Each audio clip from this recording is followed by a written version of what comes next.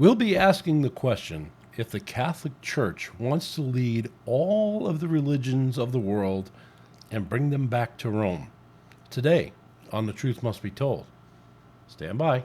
He's just ignorant. He doesn't know any better than to tell the truth. It's the truth. I just want to report the truth. It'd be a nice change of pace, okay? When in doubt, tell the truth. Edward, I tried to tell the truth, and they kicked me off the air. You can't handle the truth! And now, speaking the truth, even though it hurts. Here's the host of The Truth Must Be Told, Sal Passos. And welcome to the show. Please hit that like button and help spread the truth to more people. Thank you for those who've been tuning in. I see we got a lot of views on the last one, and I hope we can continue with that. Also, just to let you know and remind you that we're also on Rumble at Passos1 on rumble.com, just in case we're booted off of YouTube, because you never know nowadays. And you can watch us or listen to us on these podcast platforms. Now, I want to be clear to you. This is not an in-depth study of Catholicism. It is, as I've said in previous shows, a quick glance. And I know this might rub some people the wrong way. I'm sorry. Just like it says at the intro, telling the truth, even though it hurts. So, and this is not bashing anybody who's a Catholic or anything like that. What I want to do is to get people to look at the truth, look at scriptures, and understand the background of the Catholic Church and what's going on. See, when I was growing up, I grew up as a Catholic. I've been an altar boy. I went through I was baptized as an infant. I had my first communion, my confirmation, and but when I gave my life to the Lord in 1978, being raised in the traditions of the Catholic Church, I was 20 years old at the time, and I began to study the Bible, and I began to learn about Revelation and Daniel. And this is where I want to go first. I want to talk about Daniel, because he had a vision, or Nebuchadnezzar actually had a dream of the statue. And he said, a head of gold, chest and arms of silver, belly and thighs of bronze, legs of iron, feet of iron and clay. And you see the breakdown here. The head of gold was the Babylonian Empire. Medo-Persian Empire came after that, then the Greeks, then the Romans in the legs, and the fourth kingdom of iron, and the fourth kingdom is of iron, and the feet are made of iron and clay. Now, this is talking about the revived Roman Empire. The Romans ruled during Jesus' day, and eventually Rome lost its power in 476, but it has never gone away. So the revived Roman Empire in the feet of iron and clay is a mixture, okay? It's a mixture of the religions. It's a mixture of different politics, kingdoms of the world, and that's what is taking place in the feet of iron and clay. Now, bringing that up now to Revelation 17, there's mentioned a great whore in Revelation 17. And many people believe that this whore that rides on the back of this beast with 7 heads is the Roman Catholic Church. Now, understand that Constantine, everybody says, Constantine was a Christian. No, I don't think so. I think he was an opportunist. But he merged Christianity with the state so that he can have more power. And everybody was accepted. But more importantly, he wanted that power. So he merged the two together. So he had the religious power and he had the political power. And in the establishment of this Catholic or universal church, they began to incorporate in demonic teachings, teachings of Babylonian cults and things like that. Excuse me one second here. There we go. And one of the first things they were incorporate was the teachings of the cult of Isis. Now, Isis was referred to as the Queen of Heaven, the Mother of God. She was the mother of goddesses and of the goddesses of the moon, life, magic, etc., etc. And this was her thing. And so these you could see here. You could stop the video and watch and read those. But yeah, she was called the Queen of Heaven. Then there was Mithraism. It was a mystery cult in the Roman world during that time, and they believed in the sacrificial eating of the flesh and blood of a bull. So they were eating their god. Okay, they worshipped various gods, but the bull they would sacrifice, and they would eat and drink the blood, and they were eating their god. Does that sound familiar? Also, they had 7 sacraments. Now, just like the Catholic Church today, there are 7 sacraments. You have baptism, confirmation, the Eucharist, that's your first Holy Communion, reconciliation, that's the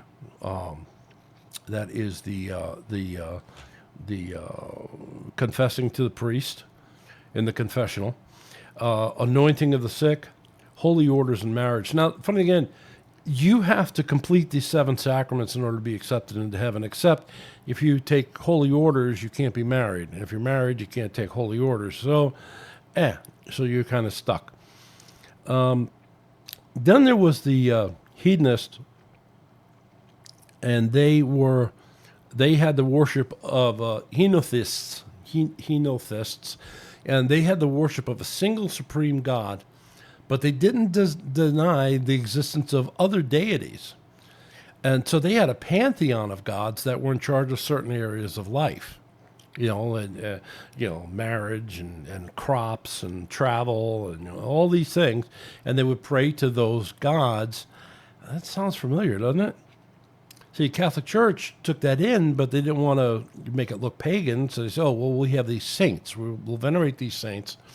And, St. Joseph for the sick, and, this one for travel, and this one for the whatever. And so you prayed to these saints for certain things. And then they incorporated something called the Pontifex Maximus. Now, the Pontifex Maximus was the chief high priest in ancient Rome. Okay, so later on, the emperors of Rome took this title, and now this is what the Pope calls himself. All right. Another area that they took in was Semiramis. Now, Semiramis, and you look at this picture, you can see that is not Mary and the baby Jesus. That is Semiramis and Tammuz. Now, Semiramis became pregnant after engaging in an adulterous affair while married to Nimrod. Around this same time, Nimrod dies a violent and untimely death. In an effort to retain power to hide her misdeeds, Semiramis makes a most audacious claim. She publicly declares that upon Nimrod's death, he had been resurrected as the god of the sun. And as the sun god, Nimrod used his sun rays to miraculously inseminate Semiramis with a child. This child was thus considered to be divinely conceived.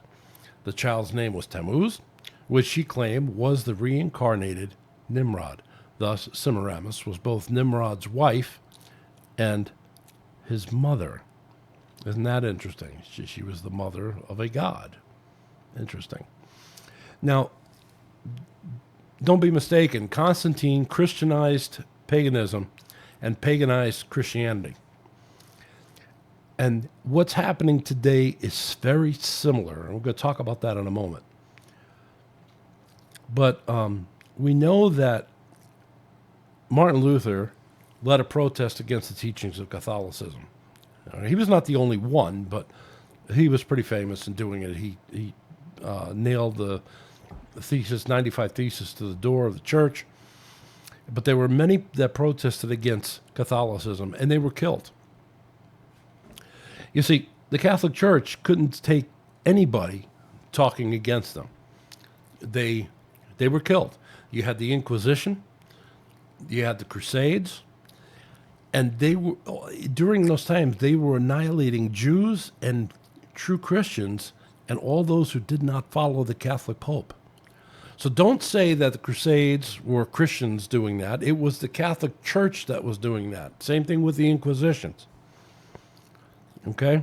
Anybody that didn't follow the Pope, they went after and were killed.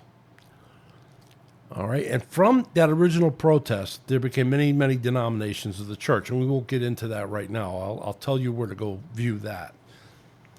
And what we are seeing today is just the opposite. We are seeing the merging of the Protestant churches back to Rome. It's called the Great, I guess we can call it the Great Reclamation. The Catholic Church is reclaiming the protesters back to itself. Now, this is especially true in the NAR movement. They are inviting Roman Catholics to speak in their churches. And this raises concerns with me regarding Charlie Kirk's memorial service.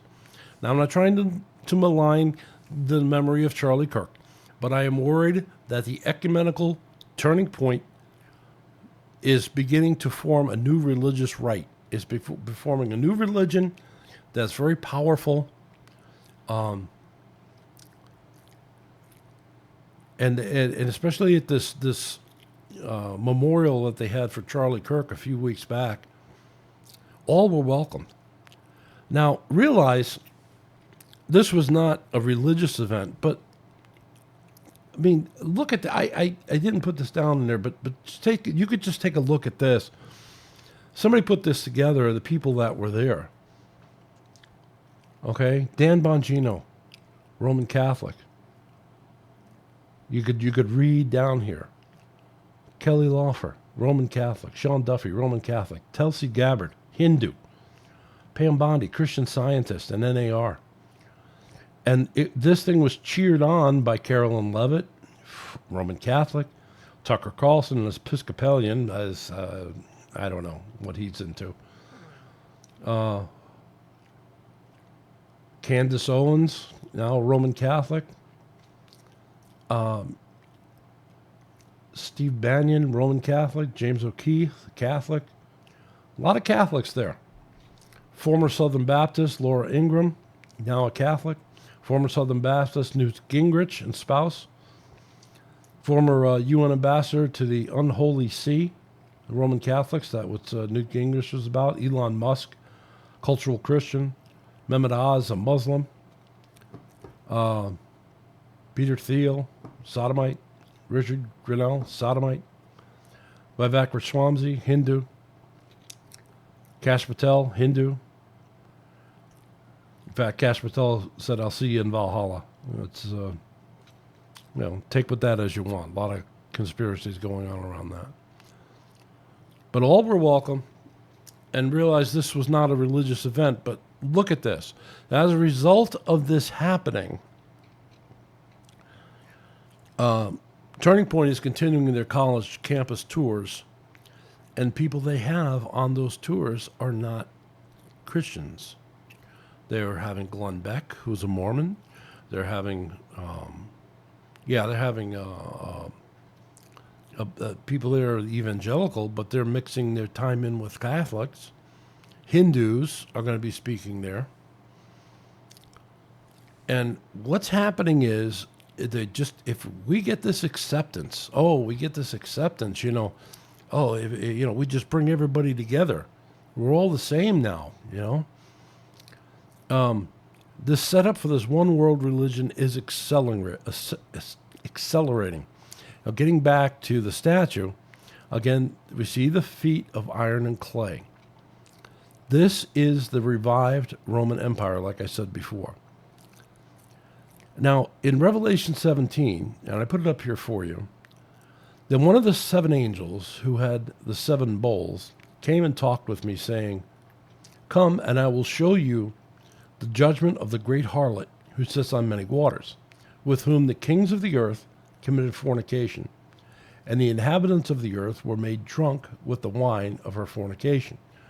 So he carried me away in the spirit into the wilderness, and I saw a woman sitting on a scarlet beast, which was full of names of blasphemy, having 7 heads and 10 horns. 7 heads is significant. The woman was arrayed in purple and scarlet, and adorned with gold and precious stones and pearls, being very rich. Okay, that's important too. Having in her hand a golden cup full of abominations and the filthiness of her fornication. And on her forehead was written, Mystery Babylon the Great, mother of the harlots and of the abominations of the earth. I saw the woman drunk with the blood of the saints and the blood of the martyrs of Jesus. And when I saw her, I marveled with great amazement. But the angel said to me, Why do you marvel? I will tell you the mystery of the woman and the beast that carries her, which has the 7 heads and the 10 horns. The beast, as you saw, was and is not, and will descend out of the bottomless pit and go to perdition. And those who dwell on the earth will marvel, whose names are not written in the book of life from the foundation of the world, when they see the beast that was and is not and yet is. Here is the mind which has wisdom. The 7 heads are the 7 mountains on which the woman sits. I find this interesting because she's riding on a beast, which means she's in control of the political structure of the world. John tells us that 7 heads are the 7 hills. Rome is set in 7 hills. And that is one reason why we think she's representative of the Catholic Church that's going to control all religions, not to mention the golden chalice, the purple and scarlet robes. Those are all get into depth on those. I'll tell you where you can see that. Now, she'll be in charge of many, many nations. And the Catholic Church, like I said, has been trying to squeeze us all back together. Let's take a look at this together, okay? Just as Luther's protest is over, is yours. Now, just so you know, this is a Catholic priest speaking at Kenneth Copeland's church. And after he gets done speaking, he had about a 45-minute message, quote unquote. This is towards the end of it.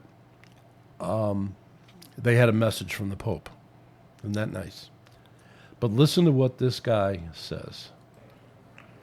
In 1999, this was signed by the Lutheran Church, the Federation Worldwide. Later, about 5 years later, the Worldwide Methodists signed the same agreement. But as of today, we still have had no Protestant evangelical that will stand up and sign this agreement to agree with our brothers and sisters that we are saved by grace through faith to good works. And I believe that's something that needs to be fixed. There's a challenge for you. So the protest has been over for 15 years. And I get a bit cheeky here because I challenge my Protestant pastor friends. If there is no more protest, how can there be a Protestant church? You see where he's going with this?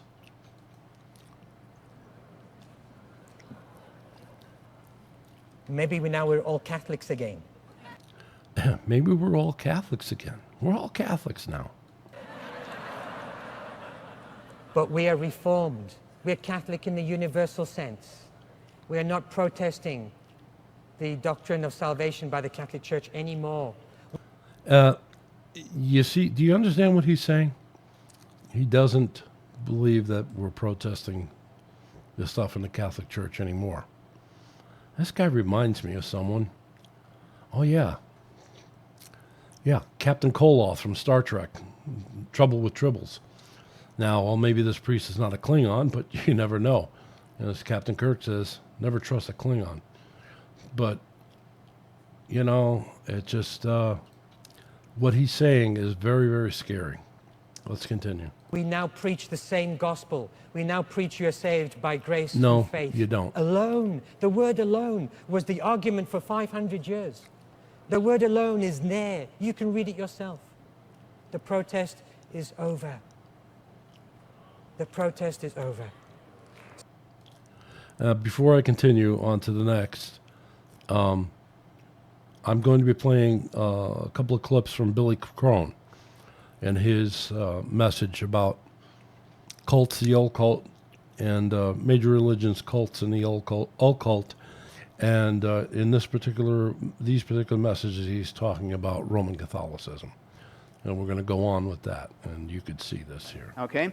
Now, he goes on and says this. In 1965, Pope Paul VI reorganized, in 1965, this was Vatican II, right? Vatican II, a lot of people say, well, that's the way the Catholic Church used to be, but today they've radically changed, and they're more like us. Lie. All they did was change the terminology, repackage themselves. It's still the same belief system. I'm telling you, folks, Rome will never change. Rome has no intentions of changing. No, they do Rome not. is not even going to change its behavior. I'll get to that in just a second. But in 1965, Pope Paul VI reorganized the Holy Office, and he changed it to this phrase, the Congregation for the Doctrine of the Faith, and listen to this, and it remains in effect today. That's important. So this remains power, in effect. this Inquisition is still in effect. It's called the Holy Office. Then they changed it to this Congregation of the Doctrine of Faith. Still in effect today. That's not my words. So technically, this power structure to implement this Inquisition-type torturous, murderous behavior against heretics who disagree with the Catholic Church, it's still in effect today. Yep. And before he continues with that, I want you to look at the board up here. See, World Religions, Cults, and the Occult. And he was talking of how the Catholic Church had murdered those who didn't believe in them. And Islam does the same thing, jihad. But we criticize Islam about their jihads, but we never talk about Roman Catholicism doing the exact same thing. Let's just move on. Today, these guys began in 1540, I Talking believe, about the Jesuits. Jesuits. The Jesuits are also known as the Papal Elite Troops, right? This is their army, right? But it's the army of these guys who are responsible for people who disagree. Now, I quickly read to you the last two paragraphs of the Jesuit Extreme Oath of Induction. And this is what they have to pledge to do when they become a Jesuit, and they're of that order, okay? But what I want to do is take a little bit more time as we close, and I want to read to you the first part that the superior says, then the full oath, which includes the part that I read before. These are the guys, this is the army of the Vatican who is still supporting this Inquisition against, this is all in place today and still in force today, right? Here's what the superior says in this ceremony, and I quote, heretofore you have been taught to act the dissembler and to be a spy.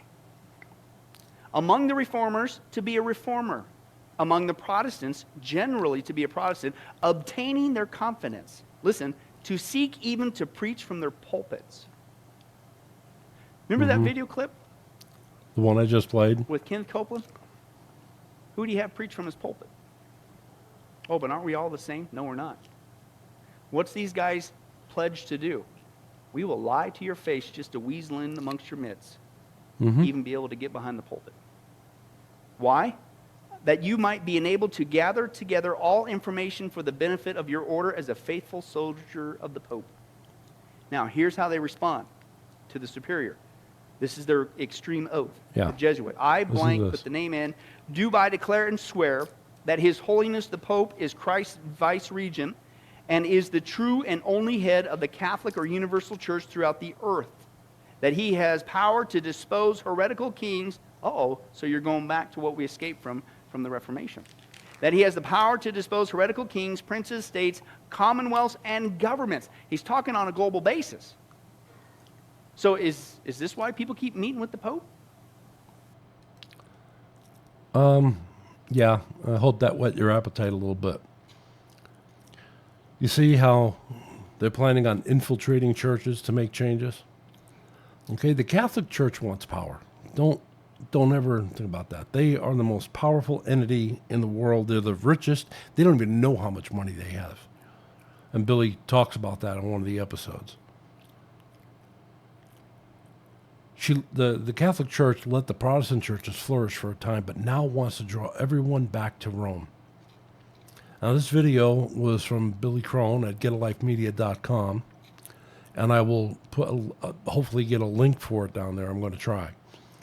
So don't be fooled.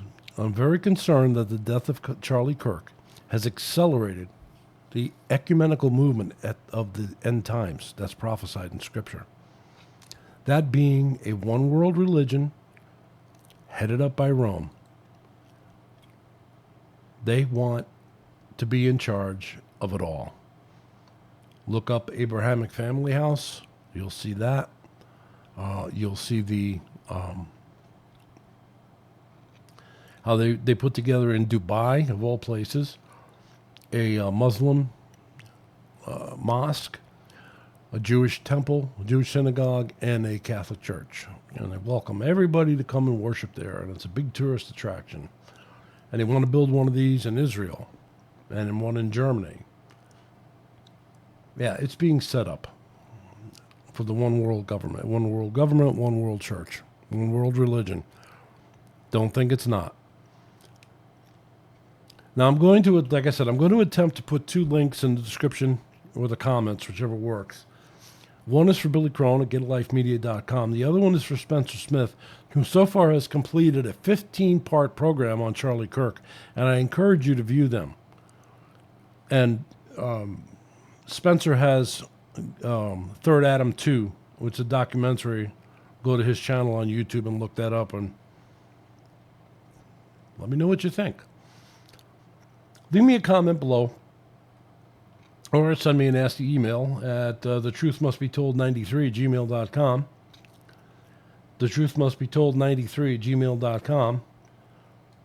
And we'll see you next time, if there is a next time, on The Truth Must Be Told. God bless. Have yourself a wonderful day.